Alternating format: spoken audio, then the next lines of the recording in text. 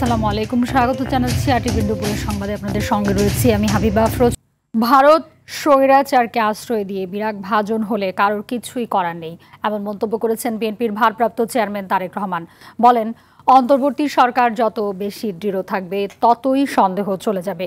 বিএনপির মূলনীতি একটাই, সবার আগে বাংলাদেশ, আর দৃঢ় বিশ্বাস বিএনপি একা সরকার গঠন করবে। পৃথক গণমাধ্যমকে দেওয়ার সাক্ষাৎকারে এসব কথা বলেন তারেক রহমান। মাইদুর রহমান রুবেল জানাচ্ছেন এরই বিস্তারিত। ২৪ জুলাই আগস্টে ছাত্র জনতার অভ্যুত্থানে বাংলাদেশের ক্ষমতাচ্যুত প্রধানমন্ত্রী শেখ হাসিনাকে আশ্রয় দিয়েছে ভারত। সেখান থেকে বিভিন্ন দেশে যেতে চাইলেও তাকে নিতে রাজি হয়নি কোনো দেশই। শেখ হাসিনাকে ভারত সরকার আশ্রয় দেওয়ার পর বাংলাদেশের সাথে ব্যবসা বাণিজ্যের লাগাম টেনেছে দেশটির সরকার। এমনকি বাংলাদেশিদের ভারত ভ্রমণে ভিসা নীতিতেও কড়াকড়ি আরোপ করে দেশটি। এমন পরিস্থিতিতে লন্ডন ভিত্তিক গণমাধ্যম বিবিসি বাংলাকে দেয়া সাক্ষাৎকারে দিল্লির সঙ্গে বাংলাদেশের বিষয়ে বিএনপির ভারপ্রাপ্ত চেয়ারম্যান তারেক রহমান বলেন, সবার আগে বাংলাদেশ। আমার কাছে বাংলাদেশের স্বার্থ বড়, আমার কাছে বাংলাদেশের মানুষের স্বার্থ বড়। কাজে কে কি বললো আমার কিছু যায় আসে না, আমার হচ্ছে সবার আগে বাংলাদেশ, সিম্পল। তারা যদি স্বৈরাচারকে সেখানে আশ্রয় দিয়ে বাংলাদেশের মানুষের বিরাগ ভাজন হয়, সেখানে তো আমাদের কিছু করার নেই। এটা বাংলাদেশের মানুষ সিদ্ধান্ত নিয়েছে যে তাদের সাথে শীতল থাকবে, সো আমাকে আমার দেশের মানুষের সাথে থাকতে হবে। আরেক প্রশ্নের জবাবে তারেক রহমান বলেন, অন্তর্বর্তীকালীন সরকার যতক্ষণ পর্যন্ত তাদের কাজে দৃঢ় থাকবেন ততই সন্দেহ দূর হয়ে যাবে। সেটি প্রমাণ করতে হবে তাদেরকেই। অন্তর্বর্তীকালীন সরকার প্রধান ডক্টর ইউনূস উনি মোটামুটিভাবে একটি রোড ম্যাপ ঘোষণা করলেন এবং পরবর্তীতে আমরা দেখেছি বেশ কয়েকবার উনি ওনার যে সিদ্ধান্ত সেটির ব্যাপারে উনি দৃঢ় অবস্থান গ্রহণ করেছেন। তারপর থেকেই খুব স্বাভাবিকভাবেই এই সন্দেহটি বহু মানুষের মন থেকে ধীরে ধীরে ধীরে চলে যেতে ধরেছে।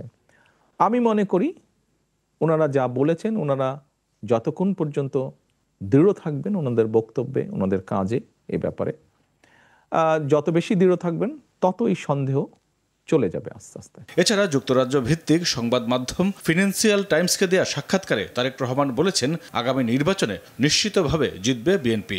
তার দৃঢ় বিশ্বাস, এককভাবে সরকার গঠনের অবস্থানে আছে দলটি। মাইদুর রহমান রুবেল, আরটিভি, ঢাকা। তারেক রহমানের দ্রুত দেশে ফেরার খবরে উজ্জীবিত নেতাকর্মীরা। দলের নীতি নির্ধারণীরা বলছেন, নির্বাচনে অংশ নিয়ে সংখ্যাগরিষ্ঠতা পেলে প্রধানমন্ত্রী হবেন তিনি, আর পেছন থেকে দিক নির্দেশনা দেবেন বেগম খালেদা জিয়া। শারীরিক অবস্থা স্থিতিশীল থাকলে বেগম খালেদা জিয়াও নির্বাচনে অংশ নেবেন বলে জানান দলের সিনিয়র নেতারা। রুদু রফিকের রিপোর্ট।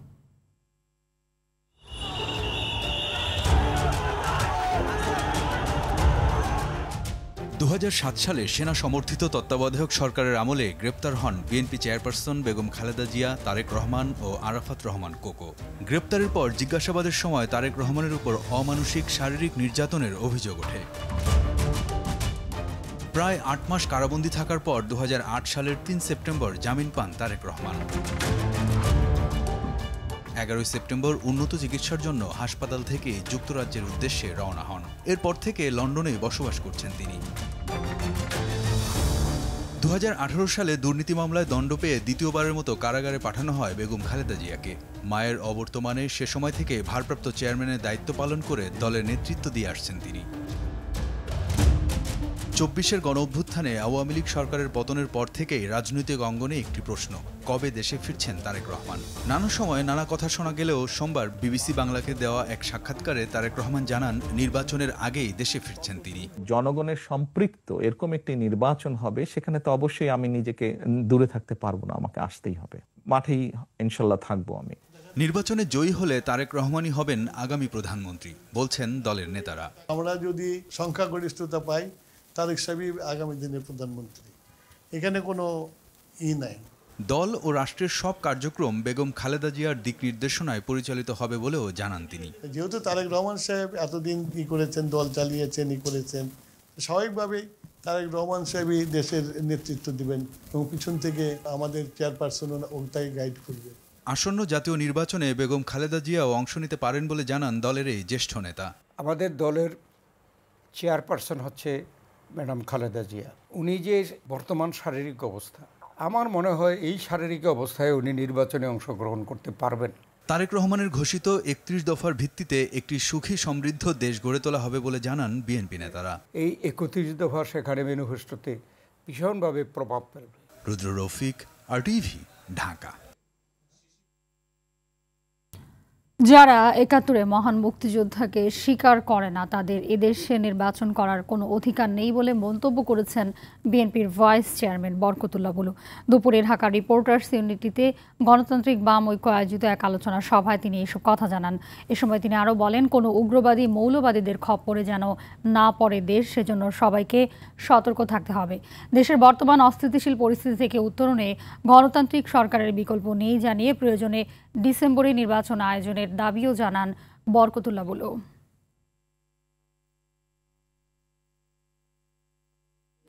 নেতৃবৃন্দ এটাকে বসে আলাপ আলোচনা করে, তারেক রহমান সবার সাথে পরবর্তী আলোচনা করে এটাকে আরো ২.৫ বছর আগে এটি জাতির সামনে উপস্থাপন করছে। অতএব এটি জাতির একটি দিক নির্দেশনা সুনির্দিষ্টভাবে জাতির কাছে আসছে। অতীতে কোনোদিন এই উপমহাদেশে এতগুলো রাজনৈতিক দল একসাথে বসে ২-২.৫ বছর আলাপ আলোচনা করে একটি সংস্কার দফা জাতির সামনে কেউ উপস্থাপন করে নাই। আগামী নির্বাচন সুষ্ঠু এবং গ্রহণযোগ্য করাকে জীবনের শেষ সুযোগ হিসেবে নিয়েছেন বলে জানিয়েছেন প্রধান নির্বাচন কমিশনার AMM নাসির উদ্দিন। রাজধানীর আগারগাঁওয়ে নির্বাচন ভবনে শুরু হওয়া নির্বাচন বিশেষজ্ঞদের সঙ্গে নির্বাচন কমিশনের সংলাপের সূচনা বক্তব্যে সিএসি কথা বলেন। সাবেক কর্মকর্তাদের অভিজ্ঞতার আলোকে জালিয়াতির পথ বন্ধ করতে চান বলেও জানান তিনি। রাজনৈতিক দল, ভোটার ও গণমাধ্যমের সহযোগিতা ছাড়া ইসির একার পক্ষে গ্রহণযোগ্য নির্বাচন করা সম্ভব নয় বলেও জানান প্রধান নির্বাচন কমিশনার AMM নাসির উদ্দিন। বেলা 12:30 পর্যন্ত সংলাপ চলবে। এতে নির্বাচন কমিশনের সাবেক কর্মকর্তারা অংশ নেন। এরপর দুপুর 2:30টায় নারী নেত্রীদের সঙ্গে সংলাপে বসবে নির্বাচন কমিশন। ওই গ্যাপসগুলো যাতে আমরা বন্ধ করতে পারি, এই পরামর্শ আপনাদের কাছ থেকে আমরা চাইব। অন্যান্য পরামর্শ পাশাপাশি আমার কমিটমেন্টও তাই, আমার পুরা ইসির কমিটমেন্টও তাই, একটা সুন্দর গ্রহণযোগ্য স্বচ্ছ একটা নির্বাচন জাতিকে উপহার দেওয়া।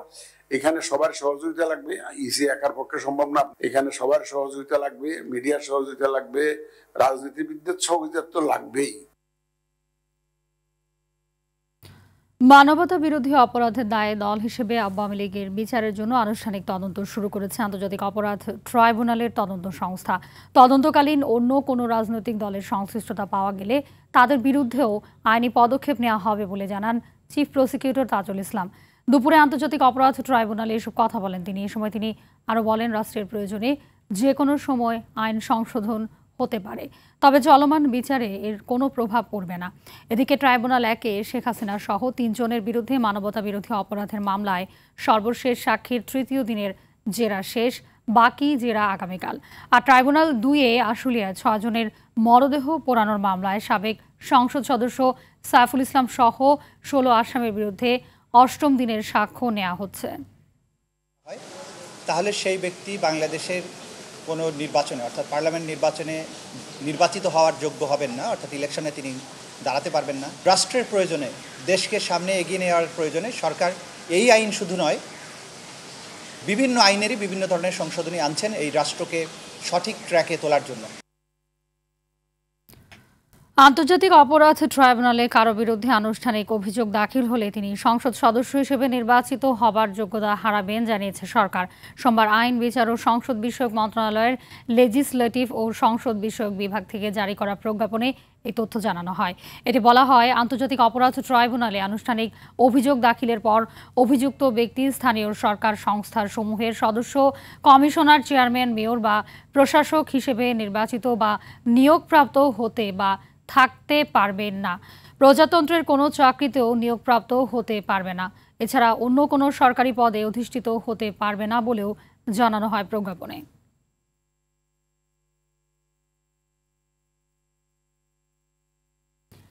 বুয়েট শিক্ষার্থী আবরার ফাহাদ হত্যাকাণ্ডের 6 বছর পেরিয়ে গেলেও মামলার চূড়ান্ত নিষ্পত্তি হয়নি। বিচারিক আদালত ও হাইকোর্ট মৃত্যুদণ্ড সহ রায় দিলেও এখনও আপিল বিভাগে কার্যক্রম শুরু হয়নি। মামলা দ্রুত নিষ্পত্তি ও নিরাপত্তা নিশ্চিতের দাবি জানিয়েছেন আবরারের পরিবার। এদিকে আবরারের স্মৃতিকে সম্মান জানাতে শেরেবাংলা হলে স্থাপন করা হয়েছে স্মৃতিফলক। 2019 সালের 7 অক্টোবর তাকে নির্মমভাবে পিটিয়ে হত্যা করে তৎকালীন বুয়েট ছাত্রলীগের সদস্যরা। এ ঘটনায় দায়ীদের দৃষ্টান্তমূলক শাস্তির দাবি এখনও গণমানুষের।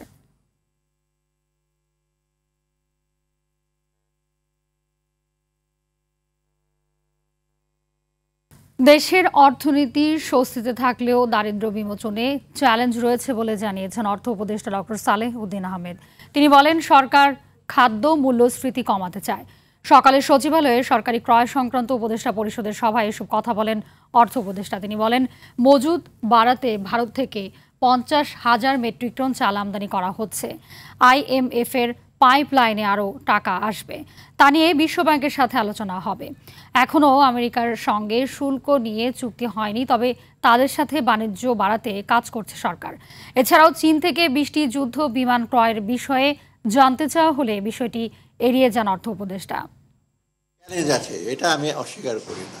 অর্থনীতিতে সুস্থিতি আছে, IMF এর পাইপলাইনে আরও টাকা আছে কিছু, আর বাকি ADB, AIDB, ওয়ার্ল্ড ব্যাংক এগুলো আছে।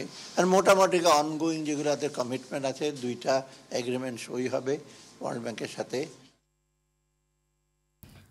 বাংলাদেশ সৌদি আরবের মধ্যে ব্যবসায়িক, রাজনৈতিক সহ সব ক্ষেত্রে সম্পর্ক মজবুতের আহ্বান জানিয়েছেন বাংলাদেশ ব্যাংকের governor doctor Ahsan H Mansur.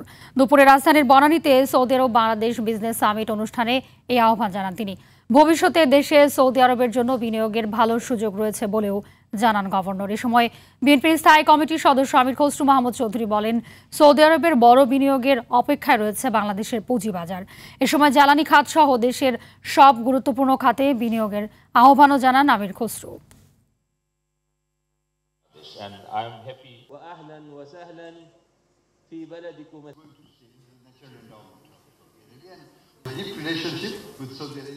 দেশে সৌদি আরবের জন্য বিনিয়োগের ভালো সুযোগ রয়েছে। বেসরকারি খাত নতুন নতুন আইডিয়া নিয়ে কাজ করছে। আমরা চাই সৌদি আরব বিনিয়োগ করুক। ব্যবসায়িক, রাজনৈতিক সহ সব ক্ষেত্রে বাংলাদেশ ও সৌদি আরবের মধ্যে সম্পর্ক মজবুত হোক।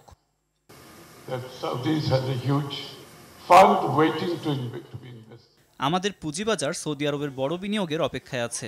আমরা আশা করছি জ্বালানি খাত থেকে শুরু করে প্রায় সব গুরুত্বপূর্ণ খাতে বিনিয়োগ করবে সৌদি আরব। পুরোদমে শুরু হয়েছে চট্টগ্রাম বিশ্ববিদ্যালয়ের কেন্দ্রীয় ছাত্র সংসদ চাকসু নির্বাচনের প্রচারণা। পূজার বন্ধের পর বিশ্ববিদ্যালয় খোলায় প্রাণ চাঞ্চল্যতা ফিরেছে পুরো ক্যাম্পাসে। প্রার্থীরা বিভিন্ন আবাসিক হলে, ক্যাম্পাসে, রেল স্টেশনে ও শাটল ট্রেনে প্রচারণা চালাচ্ছেন। এ সময় ভোটারদের সঙ্গে মতবিনিময় করছেন তারা। সাধারণ শিক্ষার্থীদের কাছে তুলে ধরছেন নির্বাচনী ইশতেহার। দীর্ঘ 3 দশক পর আগামী 15 অক্টোবর অনুষ্ঠিত হবে চাকসু নির্বাচন। সুষ্ঠু নির্বাচন আয়োজনে এরই মধ্যে সব প্রস্তুতি সম্পন্ন করেছে নির্বাচন কমিশন।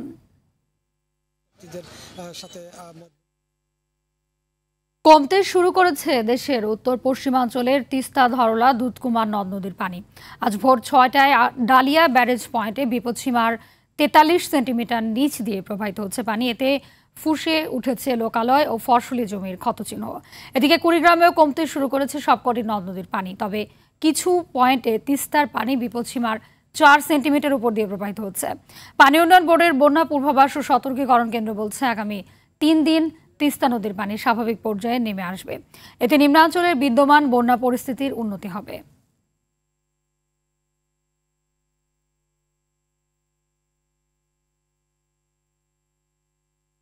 ঝালকাঠির সুগন্ধা ও বিষখালী নদীতে নিষেধাজ্ঞার মধ্যে অবৈধভাবে ইলিশ শিকারের দায়ে 9 জেলেকে 1 মাস করে কারাদণ্ড দিয়েছেন ভ্রাম্যমাণ আদালত।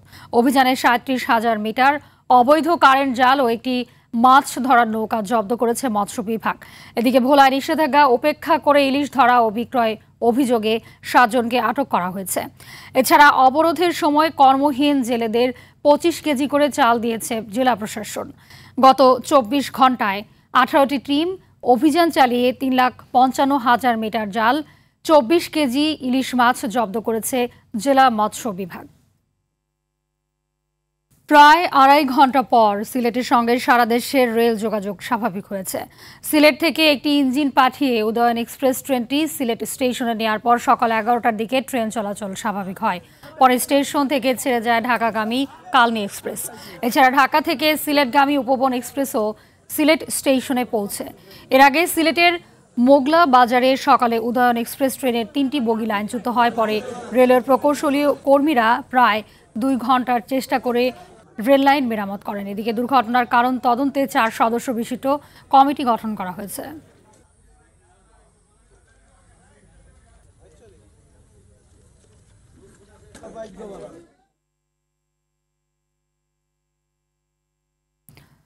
থানচি ও বান্দরবন সড়কের বিজিবি চেকপোস্ট থেকে মলিবাজার যাওয়ার একমাত্র জনগুরুত্বপূর্ণ সড়কটি পরিণত হয়েছে মৃত্যু ফাঁদে। খানাখন্দযুক্ত সড়কে কাদা মাটি ও গর্ত থাকায় চরম ভোগান্তির শিকার হচ্ছে শিক্ষার্থী, রোগী, সাধারণ জনগণ ও যাত্রীবাহী পরিবহন। বান্দরবন প্রতিনিধি মোহাম্মদ শাফায়েত হোসেনের প্রতিবেদন, জানাচ্ছেন লামিয়া তানজিন মাহমুদ। দেশের অন্যতম পর্যটন কেন্দ্র বান্দরবান, যে সৌন্দর্য মুগ্ধ চোখে দেখতে ভিড় জমায় মানুষ, সে জায়গার রাস্তাঘাটের এমন বেহাল দশা যেন কল্পনার বাইরে। 2022-23 অর্থ বছরে 70 লক্ষ টাকা ব্যয়ে 4 ইঞ্চির আরসিসি ব্লক দিয়ে প্রায় 500 মিটার দূরত্বের বান্দরবান থানচি সড়ক নির্মাণ করে স্থানীয় সরকার প্রকৌশল বিভাগ। তবুও 2 বছর যেতেই সড়কটি পরিণত হয়েছে মৃত্যু ফাঁদে। বান্দরবান জেলা সদর থেকে যাতায়াতের একমাত্র সড়কটিতে খানাখন্দের অভাব নেই। প্রতিদিনই দুর্ঘটনার শিকার হচ্ছে এই সড়কের চলাচলকারীরা। এমন অবস্থায় সড়ক দুর্ঘটনার ভয়ে স্কুলে যেতে চায় না শিক্ষার্থীরা। অবিলম্বে সড়কের সংস্কার কাজ শুরু না হলে যে কোনো সময় ঘটে যেতে পারে বড় ধরনের দুর্ঘটনা, এমন আশঙ্কা স্থানীয়দের। এখানে এসে আরো বেশি কষ্ট পাচ্ছি, রাস্তাগুলো খুব খারাপ, এমন অবস্থা করুণ হয়ে গেছে, গাড়ি চালানো সম্ভব না।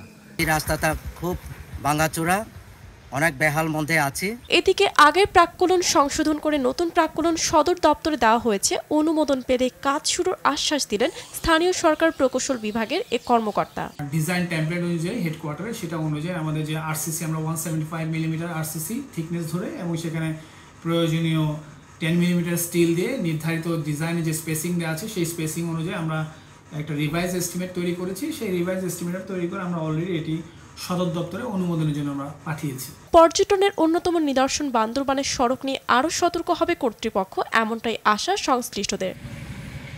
লামিয়া তানজিন মাহমুদ, RTV।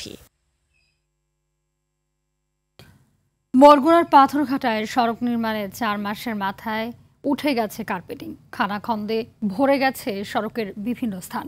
সড়কের 2 পাশে 2 ফুট করে মাটি দেওয়ার কথা থাকলেও তা দেয়া হয়নি এলজিইডির। এতে আগামী বর্ষার আগেই সড়কটি চলাচলের অনুপযোগী হয়ে যাওয়ার শঙ্কা স্থানীয়দের। পাথরঘাটা প্রতিনিধি তাহিদুল ইসলাম শুভর পাঠানো তথ্যচিত্রে বিস্তারিত জানাচ্ছেন সাকিব আল হাসান। চলতি বছরের এপ্রিলে পাথরঘাটার পদ্মা সড়কের শেষ প্রান্ত থেকে হাড়িটানা বাজারের শেষ মাথা পর্যন্ত 2 কিলোমিটার সড়কের পিচ ঢালাই করে স্থানীয় এলজিইডি। 4 মাস না যেতেই উঠে গেছে সড়কের কার্পেটিং। খানাখন্দে ভরে গেছে সড়কের বিভিন্ন স্থান। স্থানীয়রা বলছেন, কাজের শুরুতেই নিম্নমানের সামগ্রী ব্যবহারের ব্যাপারে এলজিইডিকে জানানো হলেও কোনো ব্যবস্থা নেয়নি তারা। সড়কের বাঁধ টেকসই করতে 2 পাশে 2 ফুট করে মাটি দেওয়ার কথা থাকলেও কোনো স্থানে দেওয়া হয়নি তা। এতে কয়েকদিন না যেতেই সরে যাচ্ছে বাঁধের ইট। 3 মাস মনে হয় হয়েছে, এই 3 মাসের মধ্যে রাস্তাটা ক্ষয়ে গেছে এবং সবকিছু উঠে গেছে। আমার মনে হয় এরকম রাস্তা করা আসলে ঠিক না। এভাবে না হোক, একটু ভালো মতো আমাকে কাজটা করুক। সব কন্ট্রাক্টরে খাইয়ে ফেলাইছে, আমরা সোজা মতো আটতেও পারিনি। এই যে বড় বড় যে ট্রাক মারাক যায়, অল্পের মধ্যে গেল একটু পাতলা পাতলা দিয়ে যায়, এককাল ভাঙি চুরে তছনছ হয়ে যায়। পাথর উঠে গেছে, এই রাস্তায় যে পাশে যে মাটি দেওয়ার কথা সেই পরিমাণ মাটি দেওয়া হয় নাই। সড়কের এই বেহাল দশার অভিযোগ অস্বীকার করে উল্টো সাংবাদিকদের সাথে বাকবিতণ্ডায় জড়ান এলজিইডির এই কর্মকর্তা। আপনি যেটা অভিযোগ করছেন, আগে অভিযোগের সত্যতা দেখান, অভিযোগের ডকুমেন্টস দেখান যে আপনার এই সমস্যা হচ্ছে, এই কাদা আছে, আমি আপনার সবকিছু আপনাকে বক্তব্য দিব, সবকিছুই করব। নিম্নমানের সামগ্রী ব্যবহারের দায়ে সংশ্লিষ্টদের বিরুদ্ধে ব্যবস্থা ও দ্রুত টেকসই সড়ক নির্মাণের দাবি এলাকাবাসীর। সাকিব আল হাসান, RTV। মেহেরপুরে আমন ধানে মাজরা পোকা ও ছত্রাকের আক্রমণ দেখা দিয়েছে। অতিরিক্ত কীটনাশক ব্যবহার করেও পোকা নিয়ন্ত্রণে আনতে পারছে না কৃষকরা। এতে ফলন বিপর্যয়ের আশঙ্কা চাষিদের। অতিরিক্ত কীটনাশক এবং ছত্রাকনাশক স্প্রে করতে গিয়ে চাষের খরচও বেড়েছে দ্বিগুণ। তবে পোকার আক্রমণের প্রভাব উৎপাদনে পড়বে না বলে দাবি কৃষি বিভাগের। মেহেরপুর থেকে মাজেদুল হক মানিকের পাঠানো তথ্যচিত্রে বিস্তারিত জানাচ্ছেন আবরার মাহি। মেহেরপুর জেলায় এবার 26,860 হেক্টর জমিতে চাষ হয়েছে আমন ধান। এবার বৃষ্টিপাতে কৃষকের মনে স্বস্তি আনলেও দুশ্চিন্তার কারণ হয়ে দাঁড়িয়েছে মাজরা পোকার আক্রমণ। জমিতে কয়েক দফা কীটনাশক স্প্রে করেও পোকা দমন হচ্ছে না। তবে এই ক্ষত শুকাতে না শুকাতেই দেখা দেয় পচন রোগ। ছত্রাকনাশক স্প্রে আর প্রয়োজনীয় পরিচর্যায় গোড়া পচা রোগ সারানোর চেষ্টা করেন কৃষকরা। এর মধ্যেই আবার দেখা দিয়েছে কারেন্ট পোকার আক্রমণ, যা শুকিয়ে দিচ্ছে ধান গাছ। এতে ফলন বিপর্যয়ের শঙ্কায় কৃষকরা। 8 মণ থেকে 10 মণ ধান হবে, তা আমাদের খরচ তো উঠবে না। তাহলে আমরা এগুলা কিভাবে আমরা খাবো, কিভাবে আবার তার সামনে আবাদ করব? ধানে প্রথমে আপনার মাজরা পোকা লাগে প্রচণ্ড আকারে। আমি বিভিন্ন কোম্পানির বীজ দিয়ে কোনো কার্যকারিতা আসেনি। কোম্পানি বিষ তৈরি করেছি, অথচ মেডিসিন কম দিয়েছি। এই কারণে আমাদের পোকা নষ্ট হয়েছে না, পোকা মরছে না, ফসলের ক্ষতিটা আমরা বেশি পাচ্ছি। কোনো বিষে কাজ করছে না। এই বছরে যা খারাপ পচা লাগা আর পোকাতে একদম পুরো ভ্যাস করে দিয়েছে মাঠকে মাঠ। পোকা দমন এবং ফলন বিপর্যয় ঠেকাতে কৃষকদের প্রয়োজনীয় পরামর্শ দেওয়া হচ্ছে বলে জানিয়েছে জেলার কৃষি সম্প্রসারণ অধিদপ্তরের কর্মকর্তা। মাজরাটা দেখা যায় যে একটু দুপুরের দিকে 10-11টার দিকে সে উপরে চলে আসে।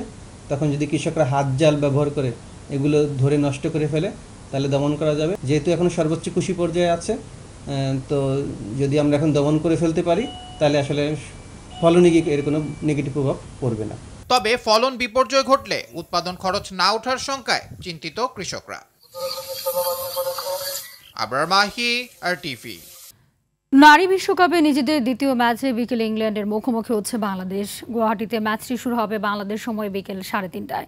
প্রথম ম্যাচে পাকিস্তানকে উড়িয়ে দিয়ে দারুণভাবে নিজেদের বিশ্বকাপ মিশন শুরু করেছেন নিগার সুলতানা জ্যোতির দল। তবে দ্বিতীয় ম্যাচে টাইগ্রেসদের সামনে নারী ক্রিকেটারদের শক্তিশালী প্রতিপক্ষ ইংল্যান্ড, যারা একদিনের ক্রিকেট র্যাঙ্কিংয়ে বিচারেও দ্বিতীয় সেরা দল। ইংলিশদের হারাতে হলে তাই ব্যাটিং, বোলিং, ফিল্ডিংয়ে নিজেদের সেরাটা দিতে হবে জ্যোতি মারুফাদের। যদিও নিজেদের সর্বোচ্চ দিয়ে ম্যাচটিতে ভালো করতে মুখিয়ে আছে বাংলাদেশ। মিরপুরে চলছে বাংলাদেশ ক্রিকেট বোর্ডের নবনির্বাচিত কমিটির প্রথম সভা। বেলা 12টায় শুরু হওয়ার সভায় সরাসরি ও ভার্চুয়ালি যোগ দিয়েছেন 24 জন বোর্ড পরিচালক। প্রথম দিনের বোর্ড সভায় পরিচালকের মধ্যে দায়িত্ব বন্টন ও আগামীর কর্ম পরিকল্পনা হওয়ার কথা রয়েছে। পাশাপাশি আসন্ন BPL নিয়েও হতে পারে আলোচনা। সভাপতি আমিনুল ইসলাম বুলবুলের নেতৃত্বে নতুন কমিটি বাংলাদেশের ক্রিকেট কাঠামো ও উন্নয়ন পরিকল্পনা নিয়ে দীর্ঘমেয়াদী রোডম্যাপ তৈরির দিকেও মনোযোগ দেবে বলে ক্রিকেট বোর্ডের পক্ষ থেকে জানানো হয়েছে।